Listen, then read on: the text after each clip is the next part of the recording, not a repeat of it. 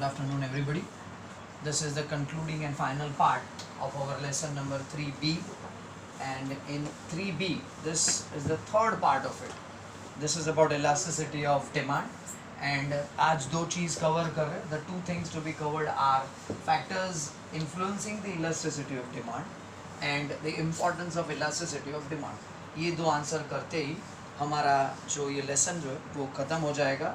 And to begin with note करो कि इसके पहले लॉ ऑफ डिमांड में we had factors determining demand. This is factors influencing the elasticity of demand, यानी कोई पर्टिकुलर प्रोडक्ट इलास्टिक है कि नहीं, या उस पर्टिकुलर प्रोडक्ट का जो डिमांड है वो इलास्टिक है तो कितना है, ये डिटरमाइन होता है इन फैक्टर्स को लेकर. So the first one is nature of commodity. Nature of commodity in the sense that whether it is a necessity, a comfort or a luxury, which means again कि if it is a necessity product, अगर वो एक necessity product है तो उसका demand obviously inelastic होगा, क्योंकि वो ज़रूरी है. प्राइस चाहे जो भी हो, ये डिमांड तो सेटिस्फाई करना ही पड़ेगा, या इस प्रोडक्ट को खरीद कर ला के हमें अपने प्रॉब्लम को सॉल्व करना ही पड़ेगा. This can not wait, basically it's a necessity, hence it can not wait. If it's a luxury तो it can wait. Luxury can always wait, which means the demand for a luxury product is highly elastic and the demand for a necessity product would be highly inelastic. Next, moving on, is availability of substitutes. Availability of substitute मतलब अगर कोई product ऐसा है जिसका कोई substitute नहीं है, तो अगर कोई सब्सटीट्यूट नहीं है तो then the demand would be inelastic. I think जब भी हम पेट्रोल पंप पे जाते हैं तो वी फाइंड कि वहाँ पे पेट्रोल के लिए फिल करने के लिए अलग नोज़ल है और डीजल के लिए अलग नोज़ल है. एंड नेक्स्ट टाइम जब आप जाओ तो ध्यान से देखना, तो पता चलेगा कि पेट्रोल का प्राइस जो है वो डीजल से थोड़ा ज़्यादा होता है, because obviously petrol is a luxury product as compared to diesel. Petrol is used for cars and bikes which are more personal in nature, whereas diesel is utilized for trucks, tempos, large vehicles. उनके लिए diesel है जो, and also large vehicle like buses, तो वो थोड़े general हो जाते हैं. बट अगर पेट्रोल पंप पे जाने के बाद किसी कार ओनर को ऐसा लगता है कि अरे भाई यहाँ पे तो पेट्रोल महंगा है और डीजल का प्राइस थोड़ा कम है, अरे भैया डीजल डाल दो. कैन डू, ऐसा नहीं कर सकते. कैन बी डन, ये नहीं हो सकता है. पेट्रोल गाड़ी में पेट्रोल ही भरना पड़ता है, in the sense that there is no other option.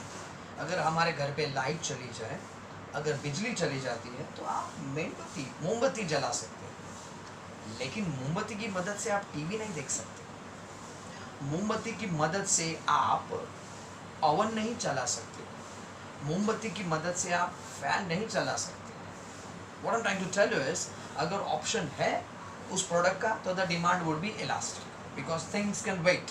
अगर कोई ऑप्शन नहीं है तो the demand would be inelastic because there is no substitute. Then we have number of uses. ये बात इसके पहले हो गई, दूसरे टॉपिक में डिमांड में भी आया था. If that product has number of uses, कितने नंबर ऑफ यूजेस है उसके, अगर वो एक प्रोडक्ट है जिसको 10 अलग कामों में लगा सकते हैं, तो इन सच अ केस अगर प्राइस बढ़ जाता है, then in such a case उस प्रोडक्ट को उसी काम में लगाएंगे जो ज़रूरी है. मैंने इसके पहले दिया था ये example, if it is milk, और अगर मिल्क किसी भी वजह से हद से ज़्यादा महंगा हो जाता है तो वो जो खीर एंड दूध पाक या रबड़ी घर में लोग बनाते हैं, जो भी उस दूध से एक्स्ट्रा मिठाइयाँ वगैरह जो भी स्वीट आइटम्स बनते थे वो सब बंद हो जाएगा, और अब उस दूध से सिर्फ चाय बनेगी. उसमें भी पानी ज़्यादा होगा और दूध कम, ऐसी चाय बनेगी. इलेक्ट्रिसिटी भी जब हद से ज़्यादा महंगी हो जाती है तो लोग धीरे धीरे उस इलेक्ट्रिसिटी को ज़रूरी कामों में ही लगाते हैं, हर काम में नहीं. ऐसा कोई भी काम जो बगैर इलेक्ट्रिसिटी के यूज़ हो सकते कर सकते हैं, they'll do it. Which means if this product has more number of uses, the demand would be elastic, and if this product can be used in only one thing, तो the demand would be inelastic, क्योंकि उस product में वही चीज़ की ज़रूरत पड़ती है. Moving on habits, ये बात इसके पहले हो गई कि जब भी हम हैबिट्स की बात करते हैं तो हमें सीधे एडिक्शन याद आता है, एंड जब एडिक्शन की बात करते हैं तो हमें सीधे सिगरेट, बीड़ी, दारू वगैरह याद आते हैं, which is natural, common and obvious है. बट हमें इस बात को भूलना नहीं चाहिए कि हम सबको किसी चीज़ का एडिक्शन है, चाहे वो अच्छी हो, ऐसा भी है, अच्छी चीज़ है तो भी वो उसका एडिक्शन है, और उसके बगैर हमें तकलीफ होती है. Some people have the habit of going to the gym every day. अच्छी आदत है, उसमें कुछ गलत नहीं, लेकिन अगर वो लगातार 2-3 दिन तक जिम नहीं जाते हैं या अगर उनको किसी वजह से जिम बंद करना पड़ता है तो फिर पूरे बॉडी में एक होता है, they have to find out ways and means जो घर में कर सकते हैं. I am addicted to reading newspapers, and in these corona times I'm finding it difficult to survive. Finding my mornings are not the same anymore. People are of course addicted to newspapers. ये गर्मी का season है. Some people are addicted to ACs. बगैर AC की नींद नहीं आती. एक बार बरसों से बगैर एसी के सो रहे थे, लेकिन एक बार एसी आया उसके बाद बगैर एसी की नींद नहीं आती. तो if the goods are habit goods, तो उसका डिमांड जो है वो इनइलास्टिक होगा, इन द सेंस दैट एक बार लोगों को उस चीज़ की आदत पड़ जाए उसके बाद रोते रोते ही सही उसे कंटिन्यू करते रहते, चाहे कितना भी महंगा क्यों ना पड़े. Durability means the life of the product. अगर कोई प्रोडक्ट जिसकी लाइफ लंबी है तो उसका डिमांड जो है वो इलास्टिक होगा, in the sense that see for example we all know furniture is a durable product. जैसे जब लोग अपने घर में फर्नीचर बनवाते हैं या नया खरीद के लाते हैं तो usually it is not an emergency unless वो टूटा हो. हम खुद कुछ साल पहले एक सोफ़ा सेट लेने गए थे. हमें ऐसा लगा समटाइम अराउंड दिवाली, हमें ऐसा लगा कि जो हमारा पुराना सोफ़ा है वो कुछ ज़्यादा ही पुराना हो गया और दिवाली में जब मेहमान आते तो शायद अच्छा नहीं लगेगा. सो वी थॉट कि एक नया सोफ़ा लेकर आते हैं जो सोफ़ा कम बेड भी हो. हम काफ़ी दुकानों में घूमे. We went to quite a few shops and we try to find out कि हमारे बजट में क्या बैठ रहा है. एंड वी रियलाइज कि हमारे दिवाली का जो भी बजट है वो आधा या शायद ऑलमोस्ट पूरा बजट एक नए सोफ़े में चला जाता, विच मेंट कि अगर सोफ़ा अच्छा आ जाता बाकी कुछ नहीं हो पाता. So we had to decide कि इसको बाद में देखेंगे, क्योंकि ऑलरेडी जो सोफ़ा था वो तो 10-20 साल से चल ही रहा है, यूज़ हो ही रहा है, 1-2 साल और. My point is, moral of the story is, since the sofa belongs to the category of furnitures which are durable in nature, which means it can wait. अगर मेरा सोफ़ा टूट गया अचानक किसी भी वजह से तो मुझे खड़े खड़े लाना पड़ेगा, but that would be a rare case. Sofa usually लोग तोड़ते नहीं है, अपने आप भी जल्दी टूटता नहीं है. Anyway, next is complementary goods. Complementary means there are certain goods which go together, वो साथ ही जाते हैं and they are consumed together. जैसे कार एंड पेट्रोल. अगर कार का प्राइस कम हो जाता है तो पेट्रोल का डिमांड बढ़ जाएगा and vice versa. Again this is cross elasticity.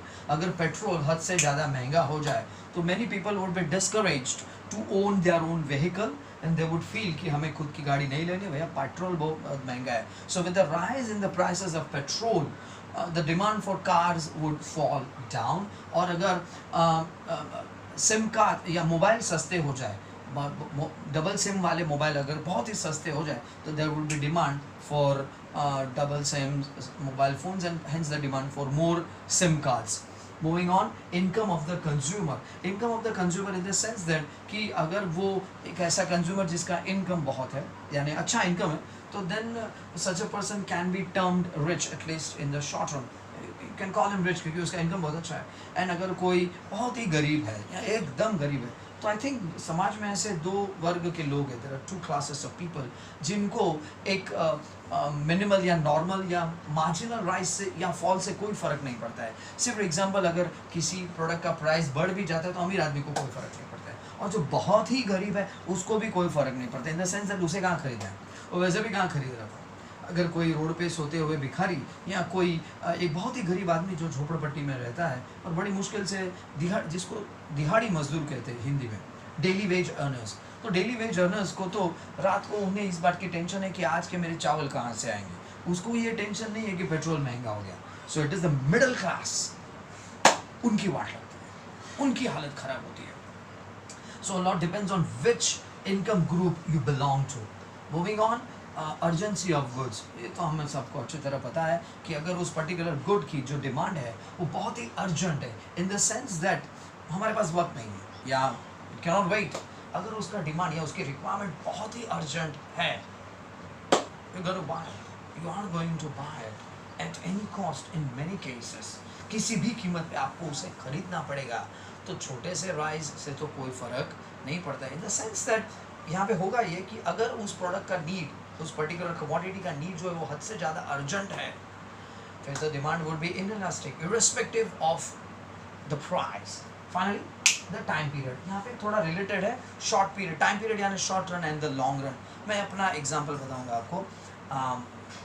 काफ़ी पेरेंट्स और काफ़ी स्टूडेंट्स समझदार होते हैं, कॉलेज खुलने से पहले ही बोर्ड के ट्यूशन्स रखवा देते हैं। आपकी तरह मेरे स्टूडेंट्स भी समझदार ही है, एंड आई एम अज्यूमिंग कि मोस्ट ऑफ द पीपल जो बोर्ड एग्ज़ाम देने वाले, चाहे वो 10th हो 12th हो और इवन TY BCom, वो टाइम पे ट्यूशन, टाइम पे क्या जल्दी लगा लेते हैं ट्यूशन और अपना काम शुरू कर देते हैं, कोचिंग क्लास अटेंड करते हैं या किसी बड़े कोचिंग क्लास में एडमिशन ले लेते हैं। कहाँ लेते हैं उससे कोई फ़र्क नहीं पड़ता है, एंड कभी कभी लोग खुद भी करते हैं, nothing wrong, even better, but the key is start early, that's the key, to start early, in the sense that what I'm trying to tell you is कि मेरे साथ कभी कभी ऐसा कि एग्ज़ाम के कुछ ही दिन पहले या 1-1.5 महीने पहले कभी कभी लोग ढूंढते हुए आ जाते हैं, भाई हमको ट्यूशन चाहिए। फिर मैं उनको पूछता हूँ कि भाई साल भर आप कहाँ थे, साल ख़त्म होने आया एंड हमारा तो पोर्शन भी ख़त्म होने आया है, जो कुछ करेंगे वो मुझे आपके लिए फिर से करना पड़ेगा, एंड इन द प्रोसेस ये मुझे और आपको, हम दोनों को महंगा पड़ेगा, and they are willing to pay, वो पे करने के लिए तैयार हो जाते हैं क्योंकि उनके पास भी टाइम बहुत कम होता है। बोर्ड एग्ज़ाम आगे नहीं जाता, बोर्ड एग्ज़ाम तो उसी दिन होता है जब उसे होना होता है। कई बार लोग साल भर टाइम वेस्ट करते हैं और एग्ज़ाम नज़दीक आने पर उनको टेंशन आती है, तब कोई टीचर वगैरह ढूंढते। कई बार ऐसे भी लोग आते हैं हमारे पास जो किसी दूसरे कोचिंग क्लास में थे, साल भर वहाँ पे काम किया नहीं किया, ठीक ठाक था, लास्ट में जब एग्ज़ाम बहुत नज़दीक आती है तो वो ढूंढते हैं इमरजेंसी में टीचर, और नॉट जस्ट एक टीचर, एक अच्छा टीचर ढूंढते हैं। सो मुझे फिर उनको ये क्लियर बताना पड़ता है ऑनेस्टली कि भाई फीस तो थोड़ा ज़्यादा होगा, आप लास्ट मिनट पे आए हैं, and they willingly agree. It might seem like blackmail, हो सकता है आपको लगे, बट मेरा इन माई डिफेंस व्हाट आई से इज़ कि अगर आपके ऊपर मैं ज़्यादा ध्यान देता हूँ तो I am being unfair to my students जो साल भर मेरे साथ थे, and this service comes at a premium and people are willing to pay. People are willing to pay because the run is shorter, the time available is shorter. क्यों? Medicine, patients, doctors, hospitals, अगर कोई patient को emergency में oxygen चाहिए, blood चाहिए, तो कई बार लोग बड़ी भारी कीमत चुकाते हैं, और वो खुशी खुशी चुकाते हैं क्योंकि जान है तो जहान है। Anyway, these are the factors that influence the elasticity of demand. The other answer, final answer of this lecture and for this lesson is the importance of elasticity of demand. कई बार लोग सोचते हैं कि भाई ये पढ़ाई में क्यों है, या ये भाई ये किस काम का है, ये ज़रूरी है क्या, इसको सीखना समझना, ये क्यों है पढ़ाई में, ये किसको ये काम में आता है, who uses it? तो डेफिनेटली यूज़ है तभी तो पढ़ाई में है ना। सो ये आपको समझ लेना चाहिए, ऐसे ही नहीं होता है पढ़ाई में। Anyway, importance of the elasticity, तो किसको किसको इसका इम्पोर्टेंस है? इम्पोर्टेंस टू अ प्रोड्यूसर जो माल बनाता है, माल बनाकर बेचने वाले को अगर ये पता चल जाए, या माल बेचने वाले को ये पता चल जाए कि उसका जो प्रोडक्ट है वो बहुत ही ज़रूरी है, उसका डिमांड बहुत ही इनएलास्टिक है, तो वो प्राइस वैसा रखेगा। द सेलर शुड नो कि द प्रोडक्ट दैट ही और शी इज सेलिंग, मेकिंग और सेलिंग एंड सेलिंग में भी प्रोड्यूसर मैन्युफैक्चरर होते हैं एंड डीलर डिस्ट्रीब्यूटर ट्रेडर भी होते हैं। उनको अच्छी तरह पता होना चाहिए कि उनका जो प्रोडक्ट है वो कितना ज़रूरी है। These are corona times, again जान है तो जहान है, एंड प्रायोरिटीज़ में ऑब्वियसली सबसे पहले हेल्थ होता है। शायद यही वजह है कि आजकल मेडिकल की दुकान वाले, pharmaceutical companies, private hospitals, they are minting money, छाप रहे हैं। प्रायोरिटी में अगर किसी का हेल्थ अच्छा है तो the next thing that comes is, especially for a young person, the next best priority is education. So अगर कोई प्रोडक्ट ऐसा है तो इसके बगैर लोगों का फ्यूचर खतरे में आ सकता है, तो the demand for such a product can be inelastic. अगर वो प्रोडक्ट ऐसा है जो जिसका डिमांड इलास्टिक है, तो ये बात प्रोड्यूसर को पता होनी चाहिए। हमारे आसपास कई बार ऐसे लोग होते हैं जो बहुत भाव खाते हैं, सबका अपना अपना रवैया होता है, सबका अपना अपना तरीका होता है, तो भाव उसने खाना चाहिए जिसके बगैर लोगों का काम अटके। कोई ऐसा बंदा है जो किसी के काम का नहीं, उसके बाद भी वो भाव खाता है तो कोने में बैठ कर खाओ। Second is importance to the government. Government भी इसको यूज़ करती है। आप लोग जब 9th-10th में थे तो आपको direct tax and indirect tax था। 9th स्टैंडर्ड में अलजेब्रा में डायरेक्ट टैक्स था, एंड SSC में 10th में इनडायरेक्ट टैक्स था। तो हमारा जो टैक्सेशन है वो प्रोग्रेसिव है, इन द सेंस दैट गरीब आदमी, बहुत ही गरीब है तो कोई टैक्स नहीं भरेगा, मिडिल क्लास है तो थोड़ा टैक्स भरेगा, और अमीर आदमी बहुत सारा टैक्स भरेगा। यहाँ पे बेसिक अंडरलाइंग प्रिंसिपल इज अमीरों को काटो, गरीबों में बांटो।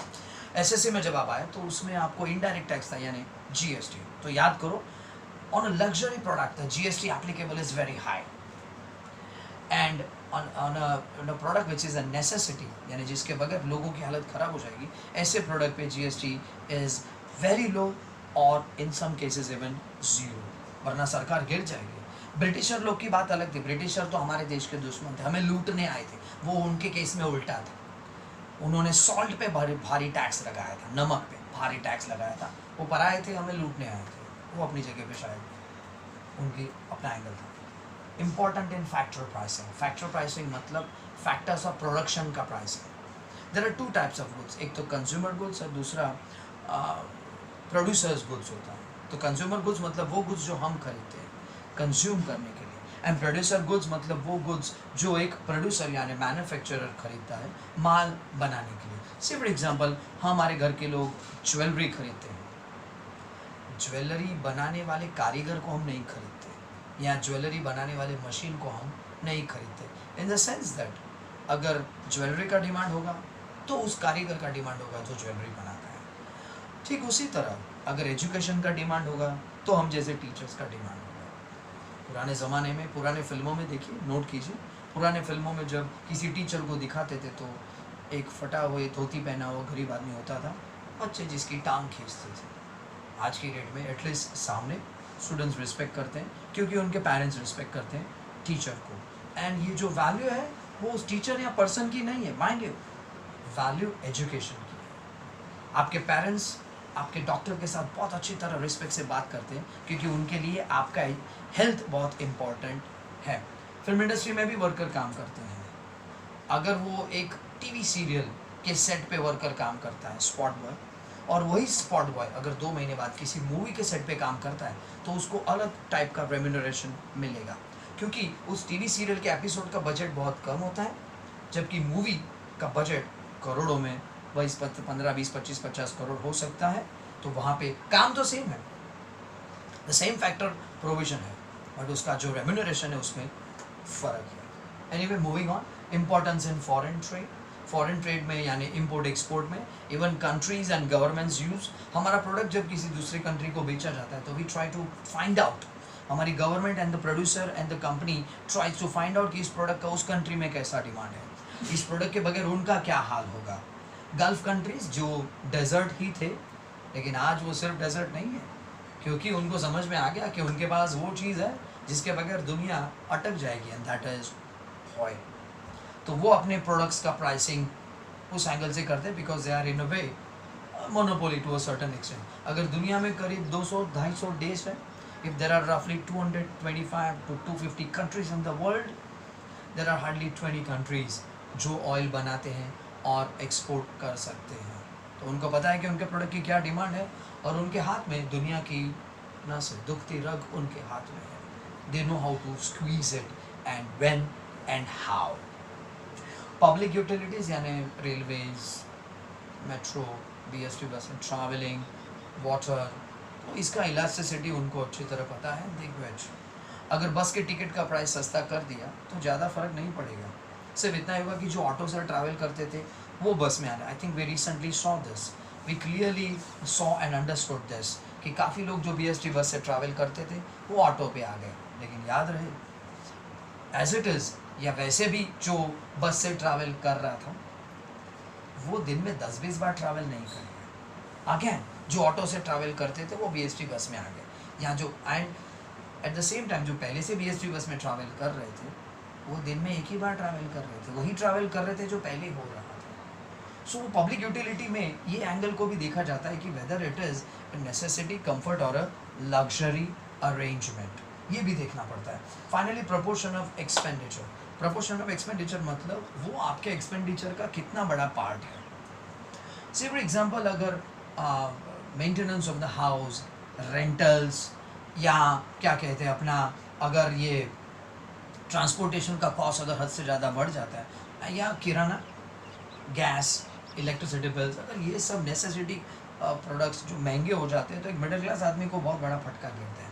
लेकिन अगर सेफ्टी पिन या कोई ऐसा प्रोडक्ट जो रेगुलरली यूज़ नहीं होता है वो अगर महंगा हो जाए, या जैसे पेंसिल, शार्पनर, इरेजर, बहुत ही छोटी चीज़ which are a very small component of our entire budget. Newspaper अगर 5 से 6 रुपए का हो जाता है तो उसका कोई फ़र्क नहीं पड़ेगा। लोगों का इनकम 5, 10, 12, 15 हज़ार होता है। एक ऐसा पर्सन जिसका इनकम 15-20 हज़ार है, वो डर नहीं जाएगा कि अगर न्यूज़पेपर 5 से 6 रुपीज़ हुआ, वो डर नहीं जाएगा कि भाई अब तो टॉक टाइम भराना है, तो पहले 199 होता था, अब तो मिनिमम 299 करना पड़ेगा। वो डरेगा नहीं, because it is still a very small proportion of the entire income. Finally एक वे डन हियर, एक छोटा सा रिकैप।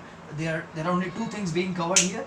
आज ये इस लेसन का आखिरी लेक्चर है, and there are only 2 things remaining: factors influencing elasticity and importance of the elasticity of demand. In the sense that ये कुछ गिने चुने 9 factors है, and these are relatively easy answers in the sense that if you know the main points, these are the main points, and if you are able to stick to order, तो फिर तो कोई ज़्यादा तकलीफ नहीं है। आपको सिर्फ 2-2, 3-3 सेंटेंस ऐड करके डिपेंडिंग अपॉन द मार्क। अगर ये सिर्फ 2 मार्क का ही आंसर है तो 1-1, 2-2 सेंटेंस डालिए।